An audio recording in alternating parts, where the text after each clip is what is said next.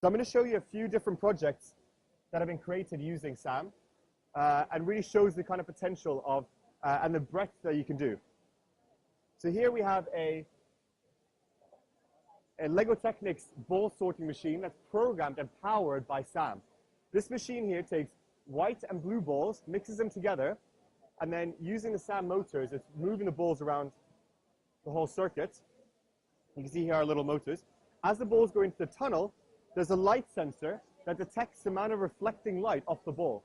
And then it says, if the reflection is more than 85%, then it must be a white ball, because white balls reflect more than blue balls. Then it's going to go to the right. And if its reflection is less, it stays to the left, and then for the blue, it's a blue ball, it goes through. And if we actually look at the programming of this, the programming itself is quite simple. This is a light sensor. If the light sensor is more than 85, activate the servo motor, and that's it. Press the space bar to turn the whole system on. That turns the motor, keeps on going. It also turns the light on. We've seen these concepts already. This is a little bit more advanced, but here's an interval that basically turns the DC motor one way or the other way, the other way.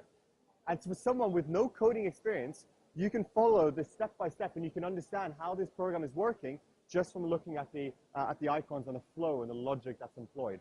And this is really one of the main things about SAM, is that it opens up that creativity and that understanding for everyone to get involved, not just the students that really like writing the code.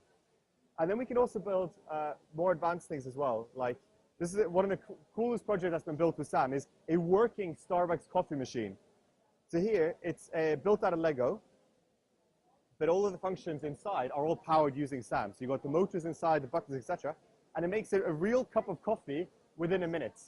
So again, it's a completely crazy idea, and it's made using these little things. And that really shows the potential. But of course, as I mentioned, one of our key things with SAM as well is the lesson plans and the content, and helping teachers use this in a meaningful way.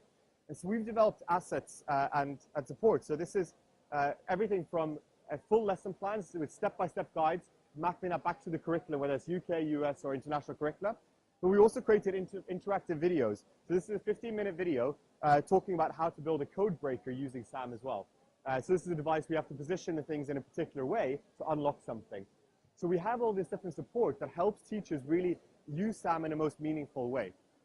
So hopefully that gives you a quick idea of what SAM, the potential of what SAM is. And I'm going to end this by inviting one of you guys to play a little game with me, which is Flappy Bird. So I'm sure you guys are familiar with Flappy Bird. And normally when you play Flappy Bird, it's just by tapping the space bar, right? So it's more of a tappy bird. What we're going to do is make a quick Flappy Bird controller. So to play the game, you actually have to flap your hand. So for this, I'm going to go back into SAM. And all I need is a tilt sensor, which I have somewhere here. The tilt sensor works like a button, but instead of pressing it, you shake it. What I'll do then is I can take any of my SAM blocks, and I can connect them to this to-key function. And then I now have a small Flappy Bird controller. So you can now play, instead of tapping your keyboard, you can then play with your, yeah, you've flown way too high. But you can then also use the tilt sensor, you can use a light sensor, so you can really show a whole different way of interacting with technology.